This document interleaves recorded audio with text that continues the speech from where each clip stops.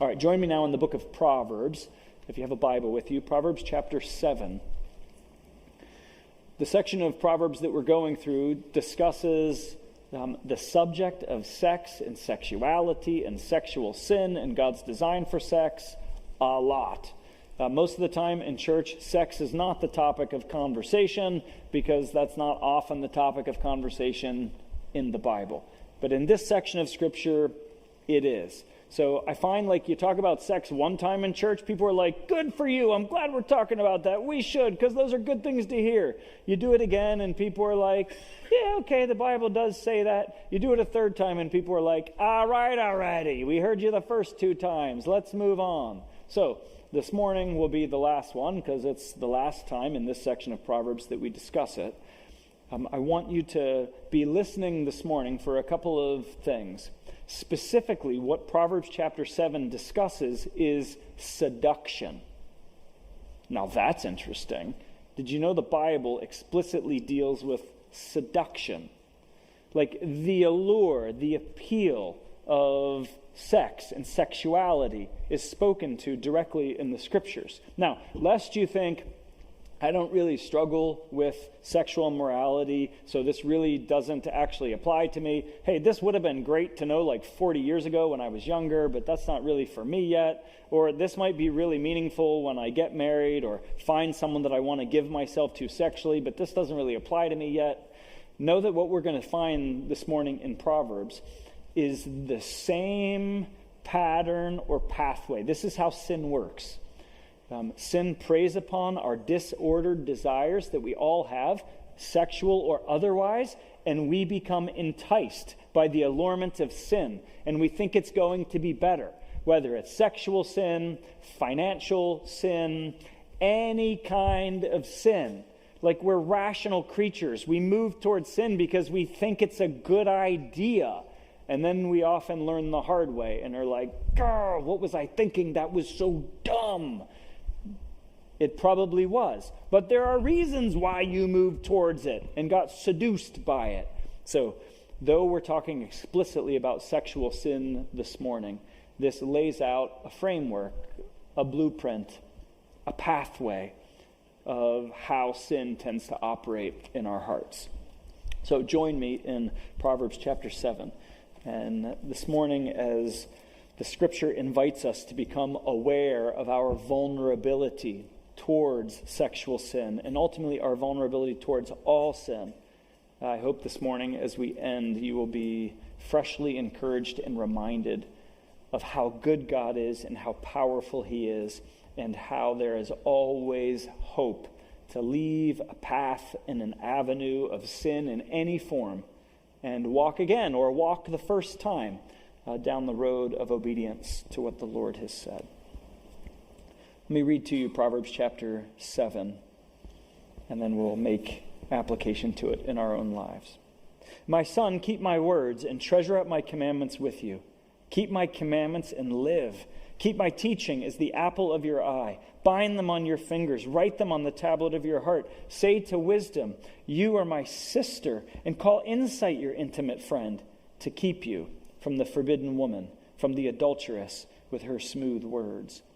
For at the window of my house I have looked out through my lattice, and I have seen among the simple, I have perceived among the youths, a young man lacking sense, passing along the street near her corner, taking the road to her house in the twilight, in the evening, at the time of night and darkness.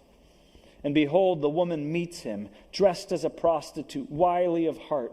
She is loud and wayward. Her feet do not stay at home. Now in the street, now in the market, and at every corner she lies in wait. She seizes him and kisses him, and with bold face she says to him, I had to offer sacrifices, and today I have paid my vows. So now I have come out to meet you, to seek you eagerly, and I have found you. I have spread my couch with coverings, colored linens from Egyptian linen. I have perfumed my bed with myrrh, aloes, and cinnamon. Come, let us take our fill of love till morning. Let us delight ourselves with love. For my husband is not at home. He has gone on a long journey. He took a bag of money with him. At full moon he will come home. With much seductive speech she persuades him. With her smooth talk, she compels him. All at once, he follows her, as an ox goes to the slaughter, or as a stag is caught fast till an arrow pierces its liver, as a bird rushes into a snare. He does not know that it will cost him his life. And now, O sons, listen to me, and be attentive to the words of my mouth. Let not your heart turn aside to her ways. Do not stray into her paths. For many a victim has she laid low, and all her slain are a mighty throng. Her house is the way to Sheol, going down to the chambers of death. This is the word of the Lord. It ends and it begins with the antidote, with the instruction that will preserve you from the life of folly and foolishness. This teaching, understood and applied, will preserve you from much of the harm and destruction of sexual sin. It is not a foregone conclusion that in this life you have to lose your way sexually. You don't have to. You can hear what God has said. You can practice what God has said. And I promise you, because God promises you, you will be spared from heartache, from dysfunction, from complication, from confusion in your life and in the lives of those around you.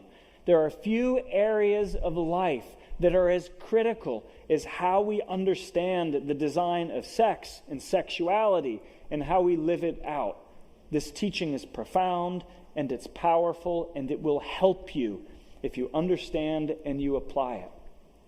The truth is, in our fallen world, because we are all fallen human beings, the way that Solomon ends with the imagery in verse 26 and 7 that many a victim has she laid low, and all her slain are a mighty throng. This is personifying sexual immorality as a woman, because it's written to a young man. If this was written to a young woman, sexual immorality would be personified, sin would be personified as a man. So this isn't about men and women. This is about God's way versus the way of the world. It's true in our culture that sexual immorality and sin waylay most people. I mean, this image is graphic. That this one woman that Solomon portrays as attractive and appealing, this one woman has slain thousands, a mighty throng, it says. Many a victim has she laid low, and all her slain are a mighty throng. So this is true. So the pile of corpses that have been waylaid by sexual immorality are massive and many. That means we should expect to find in our world that there are many, even among those who are numbered with the redeemed, who have been forgiven of their sin, that they too have lost their way at times and seasons in sexual sin. As fallen creatures in a fallen world, we are not exempt from the peril of sin or from the peril of sexual sin. We should not be surprised. We should actually anticipate that even in a group of us, there are probably many, who at times and seasons of their life have to say, I gave in to the lie and the appeal of sexual immorality, and I have something to confess. Or I'm giving. I can feel in my heart I am losing the battle to believe that what God says about sex and sexuality is right. I can feel God moving away. I can feel my flesh becoming inflamed. I need a help. We should expect that because the Word of God is true. And those who lose their way sexually are a massive group. We should hear the echoes of what Jesus taught in the Sermon on the Mount. That sure, if someone commits adultery in the time of Christ, according to the Old Testament law, they deserve death. Of course, you already know that that's a serious sin. But what you may not be aware of is that the one who lusts after a woman, lusts after one who isn't their spouse, is guilty of adultery in the center of their being. So as we have said many times as we consider the subject of sexual immorality, there is no one who can raise their hand and say, I am pure at the depth of my being. Thought, word, and deed, I am sexually pure. That's not the case. You can pursue the path of purity as we ought to, but there is no one who can say, I am entirely pure. So this applies to us, not just those who are a part of the world. This applies to all, even in the church. Go back with me in verse 6 and we'll work our way through. We're going to end with the encouragement of the beginning and the end of the chapter. And what we're going to see now, what we're going to be introduced to first, is our vulnerability.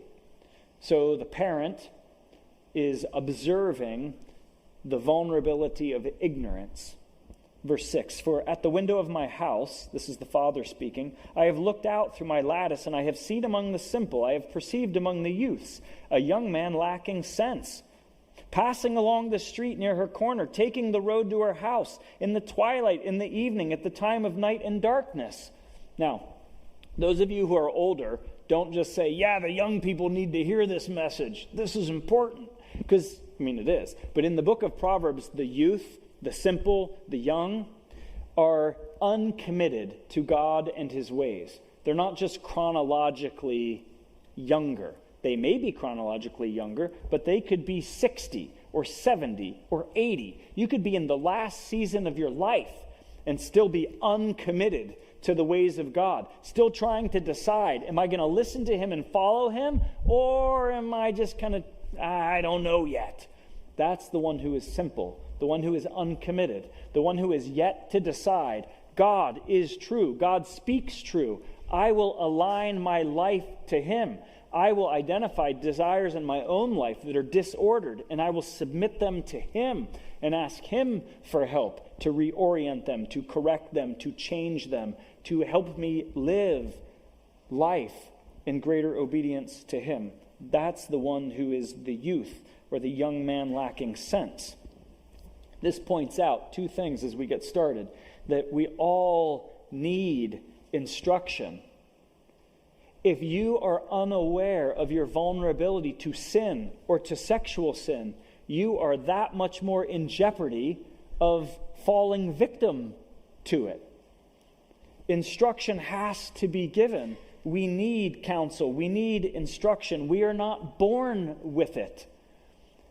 If parents, grandparents, teachers, youth leaders, older, wiser people, if we are not intentional and purposeful about dispelling ignorance about sin and sexual sin, we are naive if we think it won't affect our kids, our community, our church. The parent who is wise, just like the parents in Proverbs, has sexuality and sex a regular part of training and bringing up. We should have families of parents, of grandparents, of aunts and uncles who are reminding, you have to teach it first to then remind, who teach first the beauty of God's design for sex. That's what Proverbs chapter 5 is. God's way is good, and you don't just have to take my word for it.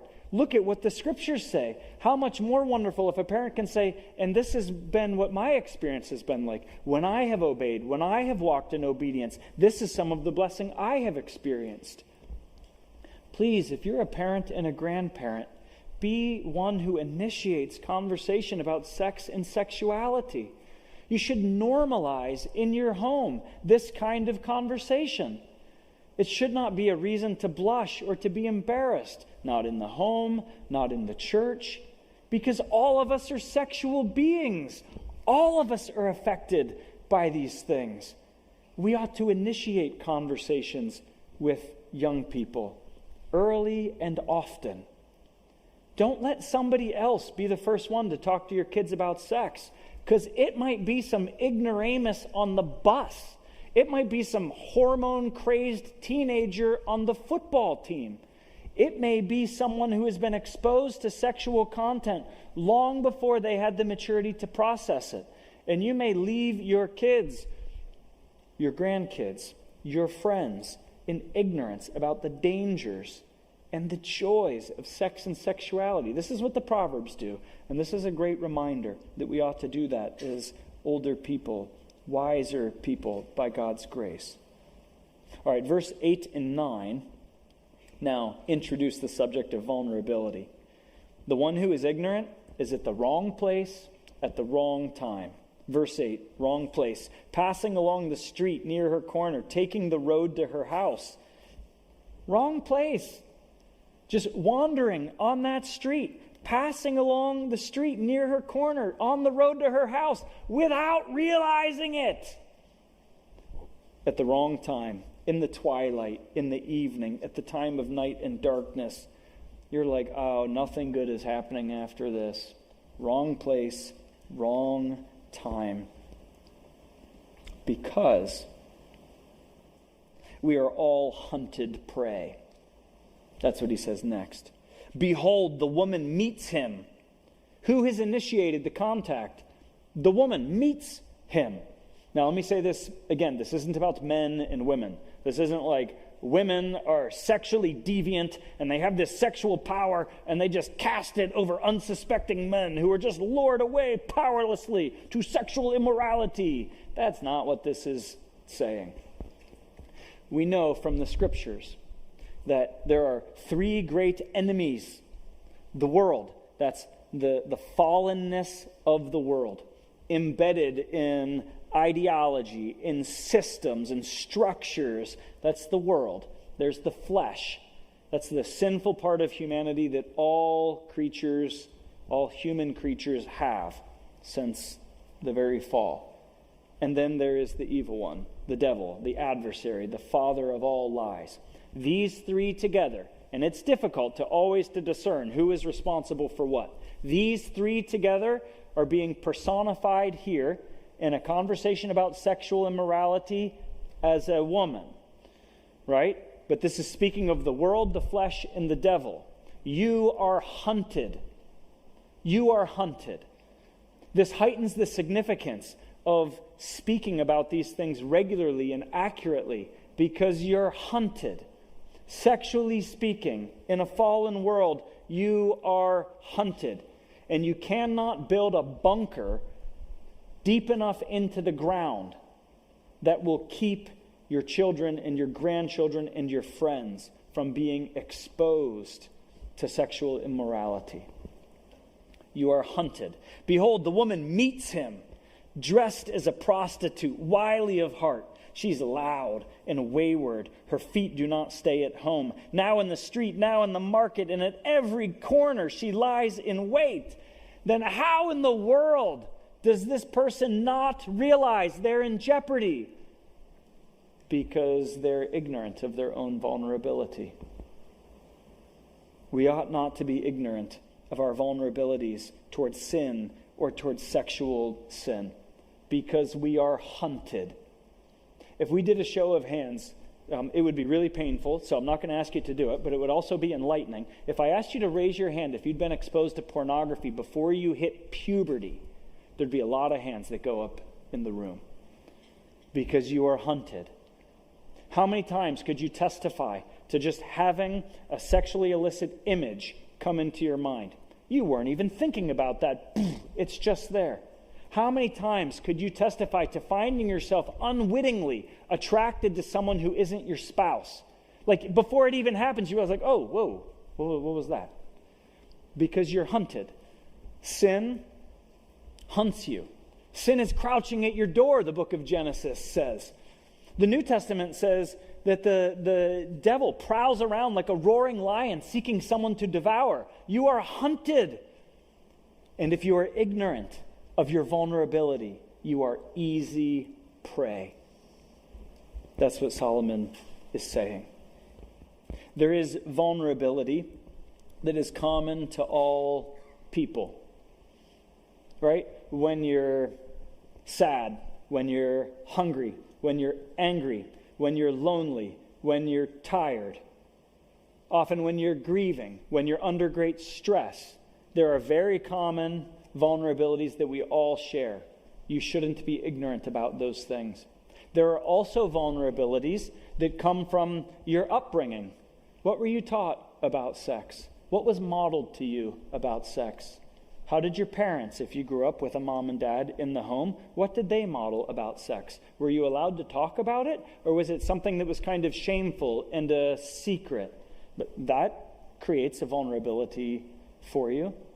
What kind of relationship are you in now? If you're a single adult that doesn't have the blessing of a sexual partner according to God's design, that creates a unique temptation.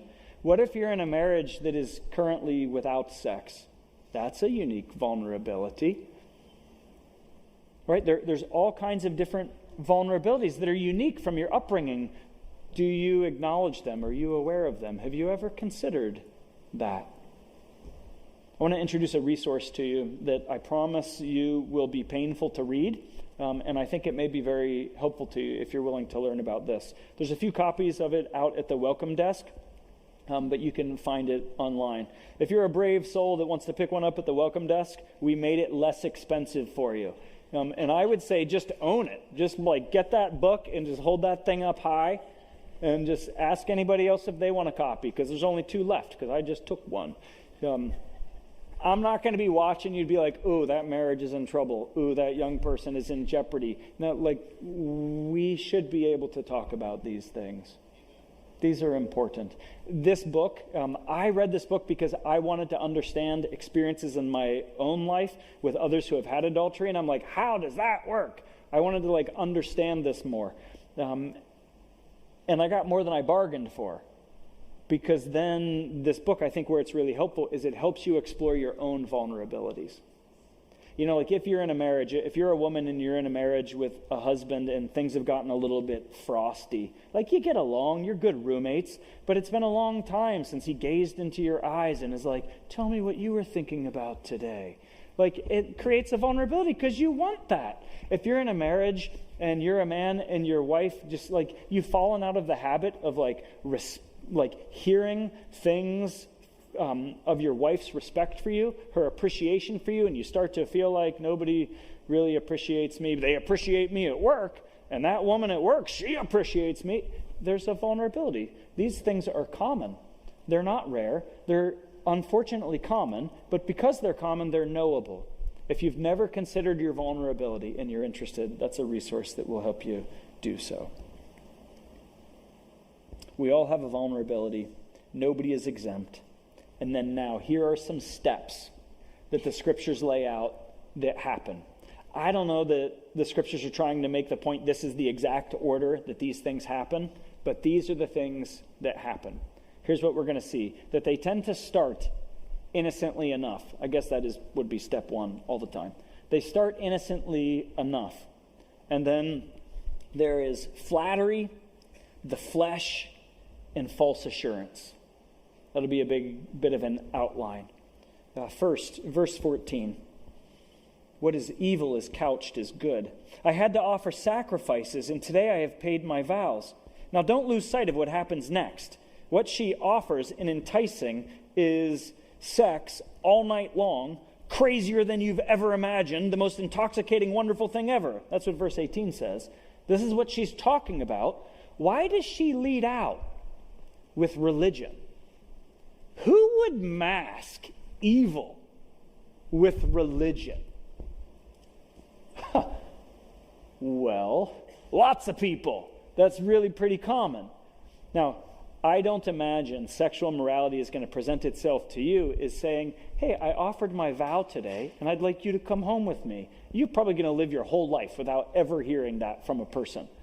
But you will find yourself in circumstances that seem like they're good, like this is a good thing, where a real motive is disguised, maybe even to the other person's heart. Because this one, personified as a woman, verse 10, the woman meets him dressed as a prostitute and yet wily of heart, guarded of heart. Maybe that is an indication, even unaware of the motives in play. I had to offer sacrifices. Today I have paid my vows. Very often sexual sin begins with the actual motive disguised or even presented as a good thing. It's just a friendship. We just have similar interests. Hey, could you give me some insight into my wife, you're a woman. I respect your opinion. Could you just help me understand my wife a little bit? Could you help me with something? I just have a little project that I need help with. My husband really doesn't know how to do that, but it seems like you're good at that. Like, could you help me with that? A friend raises concern about the time you spend with another individual. No,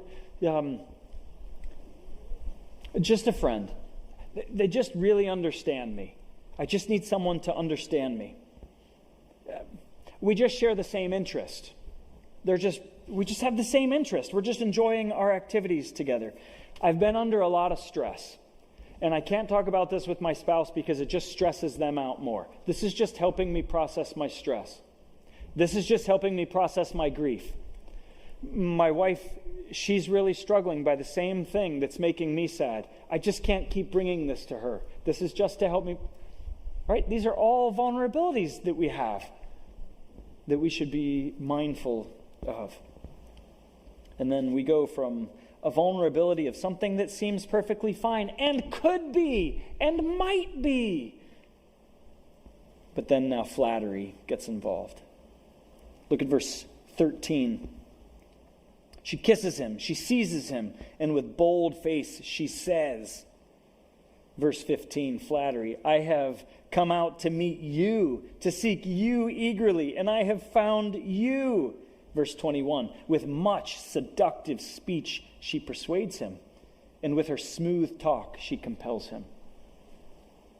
On the way to sexual sin is flattery. You hear things from the other person. You hear things from pornography. You hear things from the emotional affair that you fantasize about. You hear things that are affirming, that stroke your ego, that feel good, that build you up. In Proverbs, there are 4 times where the parents are instructing their son about sexual immorality. All 4 times. Smooth speech is referenced. Flattery is part of sexual sin. And if you don't know your own vulnerability to hearing what you want to hear, right? This isn't hard to imagine. All of us who are married, probably almost all of us who are married, could testify to times and seasons of marriage where communication breaks down. It's a little bit cold. You feel taken advantage of. You feel unseen. And then you find someone who is willing to see all the wonderful things in you that your spouse doesn't see. Flattery. They assume the best about you. They see the narrowest little sliver of you. And it feels so good to hear someone say these wonderful things about you. I mean, that aren't entirely true, which is why your spouse doesn't only say those things, but it feels so good to hear that. Flattery. We are all vulnerable. I have come out to meet you, to seek you eagerly. I have found you. Flattery. Verse 16 to 18. The flesh, the enticement of the flesh. We are sexual beings. God's design of sex is good and it's powerful. Proverbs chapter 5 likens it to intoxicating. It's captivating. It's alluring. It's appealing. We should not be ignorant about that. And we should be very mindful of the vulnerability of our own fallen flesh to become enticed. Right? It shouldn't be a surprise to young people that when they look at certain images, their body responds in a certain way. There's no reason that should catch a kid off guard because it's knowable. It's able to be understood. We know what happens to our bodies, what happens to our flesh when we put ourselves in the wrong place at the right time. Thinking about the wrong things, watching the wrong things, listening to the wrong things, staring at other people's right things that are the wrong things for you. We all know what happens, and we shouldn't be ignorant or naive. I have spread my couch with coverings, colored linens from Egyptian linen. You're probably never going to be enticed to sexual immorality by a person telling you that they just bought some fine threaded sheets from Target. Put this in the context. I have perfumed my bed with myrrh, aloes, and cinnamon. Aloe is a plant. I don't want plant in my bed, and I don't want the goo that comes out of aloe on my sheets. And I don't want cinnamon on my sheets either, because that's like, I have to clean that up afterwards. This is a poetic image of what is enticing, what is alluring. Come, let us take our fill of love till morning. Let us delight ourselves with love. It says what you think it says. I can offer you something better than anybody else ever has. This is going to be wonderful. This is going to be intoxicating. Flattery, flesh, false assurance. These three elements, this is a recipe for sin, not just sexual sin. You have no problem with sexual sin. Praise be to God. You have problems with other kinds of sin. In there is flattery, in there is the incitement of your flesh, and in there is a false assurance. Look at the false assurance here. Verse 19. My husband is not at home. He has gone on a long journey. We're not going to get caught. No more trying to pretend like this is a good thing. Now we've just moved into, you're not going to get caught. Hey, you can text me at this number. He doesn't ever check my phone. You can call me anytime you want. She doesn't pay attention to that. I keep a password on my phone. The kids aren't going to see. You can contact me at that any time. This is a false assurance. We're not going to get caught. My husband is not at home. In fact, he's gone on a long journey. Further evidence, and now we're trusting a person who's a liar. That's a vulnerable place to be. He took a bag of money with him. He's out on business. He's got the resources he needs to be gone for a long time. He's distracted by other things. He's fully engaged in life elsewhere. Don't worry about it. We're not going to get caught. At full moon, he will come home. How presumptuous. Well, now she knows when he's going to come back. That's a pretty nice assurance. You ever tell yourself, as you're moving towards sexual sin, I'm not going to go that far. I know this is bad. I'm only just going to do this for a couple more minutes. We're only just going to do this one more time. I'm not going to have sex with him. I'm not going to go that far. Just one more time. Just a little bit. And then I'll send him home. Come on. These things are known. The deceptiveness of sin is known, and we readily fall prey, and we don't have to, but we often do. Because our flesh gets incited, and we hear what we want to hear, and we receive false assurances, and we tell ourselves we won't get caught, no one will get hurt, and it's all a lie. Verse 21, with much seductive speech she persuades him, with her smooth talk she compels him, and all at once he follows her. This is why the teaching of the New Testament says, run! Be mindful of your vulnerability. See sexual immorality hunting you and stay away. Don't watch that TV show. Don't tell me that there's a redemptive value in it. Your heart is drawn to it and you know it, so stop. Don't go to that movie. Don't drink those liquids. Don't be with those people in that place or time. We know our vulnerabilities when we're thinking clearly. If we don't run, what happens? What will seem like to us is all at once it got out of hand. All at once. You reach a tipping point and you fall. All at once he follows her. And now these images are graphic. As an ox goes to the slaughter. Picture that now. Get the knife out and hold it in your hand. An ox is big. That thing will gore you if you don't know what you're doing. That animal is way more powerful than you are, and now you have a knife. And this ox, ignorant, naively being led to the slaughter, someone's going to take the knife, it's in your hand, and slits the throat. What does that sound like? What kind of sound does an animal make when that happens? You talk to anyone who has gone too far down the road of sexual immorality, and you let them tell you what it was like for them to have to confront the reality of their sexual sin. The devil's never going to tell you how painful that is, but people who have experienced it will. And it's 10 times worse than an ox getting a throat slit, or as a stag that's caught fast till an arrow pierces its liver, or as a bird rushes into a snare. He does not know that it will cost him his life. The false assurance from the world, the flesh, and the devil are sobered by the reality of the actual consequences of sexual sin. And they're real. So it ends. And now, O sons, listen to me, be attentive to the words of my mouth. Let not your heart turn aside to her paths. Don't stray onto her paths. For many a victim has she laid low, and all her slain are a mighty throng. Her house is the way to Sheol, going down to the chambers of death. But it doesn't have to be this way. And there is hope.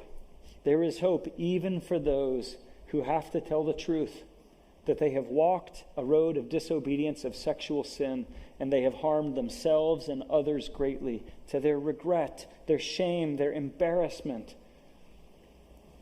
But you don't have to stay there. So let's go back to the beginning and be reminded of the antidote, the power. This is the power to overcome not just sexual sin, all sin. My son, keep my words, treasure up my commandments with you. Keep my commandments and live. Keep my teaching as the apple of your eye. This is a picture of priority, prizing, value. This is how we rightly order our desires. This is how we overcome disordered desires. We take into the very center of our being God, the truth of God, and His Word. And it protects us, it guards us, it guides us. Look at the imagery of keep the teaching as the apple of your eye. Picture now you're having an intimate conversation with someone that you love. What do you see when you stare at their eyes? Like literally at their eyeballs. Not like I'm gazing into your soul. No, I'm talking about looking at the person's eyeballs. When you see their pupils, what do you see? Yourself. It's a picture of focused gaze, of being captured, of valuing highly. When we value God highly, when we value His Word highly, is our highest love, our highest joy, our deepest commitment. It saves us not just from the peril of sexual sin, but of all sin. Keep my teaching as the apple of your eye. Bind them on your fingers. Write them on the tablet of your heart. Ingest the truth. Let it change who you are. Meditate upon the truth. Memorize the truth. Believe deeper and deeper in your being that what God says about life is the truth about life. And what God says about you is the truth about you. This is the process by which we become increasingly defined by who God is and what He has done than we are by our sin and our shame. Say to wisdom, you are my sister, and call insight your intimate friend, to keep you from the forbidden woman, from the adulteress with her smooth words. God and His Word is the protection from sin. And it's the pathway out when we find ourselves there. We're going to celebrate communion this morning. And what I want to offer you the opportunity to do is to walk again the road that is familiar to any mature Christian, the road of confession and repentance and forgiveness. I think it's difficult sometimes to talk about sexual issues because sexual sin is so rampant in our culture. I think one of the largest reasons many parents don't have more honest and open conversations with their kids about sex is because they feel like their own example wasn't a good one. And what are they going to say to their kids? Do better than I did? Hey, do what God says. I didn't. You should, though. Sexual sin mars so many. And so as we talk about it, it's easy to feel conviction for our sin and we hang our head. But here's what we need to remember. And this is what we're going to practice in communion this morning and then the songs that we sing. The ushers would come. You could begin to distribute the elements and the band can come as well.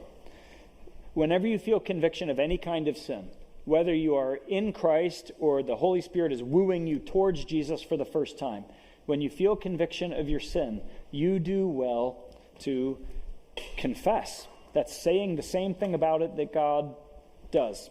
You call a spade a spade. You don't minimize your sin. You don't justify it. You don't excuse it. You just look it square in the eyes and you say, God, I am guilty.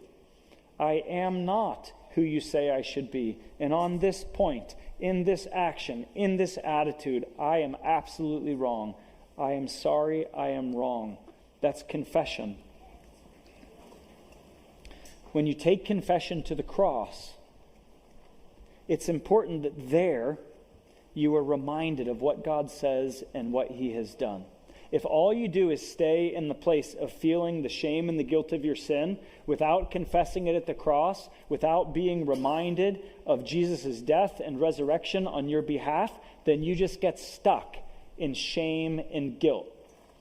I mean, that can happen to children of God. Some of you could testify to a burden of shame and guilt that you carried far longer than you should have, because for some reason you couldn't bring yourself to tell the truth about your sin to others, or you couldn't exercise enough faith to believe that you are actually forgiven. So, as we celebrate communion this morning, we are remembering the reason that we can confess our sin at the cross and be reminded of forgiveness is because Jesus has already paid the price for sin. You can try to pay the price for your own sin, but that will end in your permanent eternal death. Or you can receive the price that Jesus paid for your sin, his life, that then he rose from the dead. So if you're feeling convicted of sin this morning, that's good. That's wonderful. Confess it. Go all the way to the cross. And if you have never placed your sin at the foot of the cross, as we say, that's the right place to leave it. To just admit to God that you are not who he says you should be, that you have violated his commands in all sorts of areas. And when you look at the depth of your being, you see selfishness. You make that known to God and ask him to forgive you. And he will. He will. If you believe that Jesus, when he died on the cross, actually paid the debt of your sin, that's actually what makes you a Christian. And then you can receive from God his forgiveness and the power you need to lead a new life. All right, so whether you're walking this road for the very first time or walking this road for the 10,000th time, we can do so because of what Christ has done for us. All right, let me initiate just a time of quiet prayer and then we'll sing.